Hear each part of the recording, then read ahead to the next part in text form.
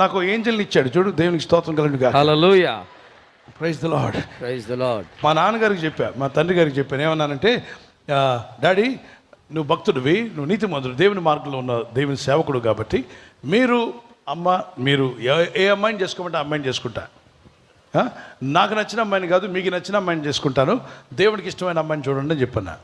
నాన్నగారు తీసుకొచ్చారు, చాలామంది సంబంధాలు తీసుకొచ్చారు, ప్రార్థన చేస్తున్నాం. నేను ఒకటే అడిగాను, వాళ్ళని టెస్ట్ చేయాలనుకున్నాను.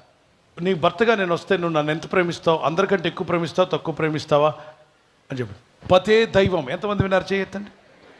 పతే దైవం, నువ్వే నా దేవుడివి, నిన్నే ప్రేమిస్తున్నా, నీ తర్వాత ఎవరైనా అన్నదా నేను ఆ అమ్మాయిని చేసుకోకూడదు అనుకున్నా. ప్రతి సంబంధాన్ని అలాగే అడిగా, నేను నీకు భర్తనైతే నువ్వు ఎంత ప్రేమిస్తావు చెప్పు, తక్కువగానే ఎక్కువగానే అందరికంటే ఎక్కువగానే అంటే అందరికంటే ఎక్కువగా అని చెప్పింది. వద్దురా పిల్ల అనుకున్నాను, ప్రేమిస్తావు.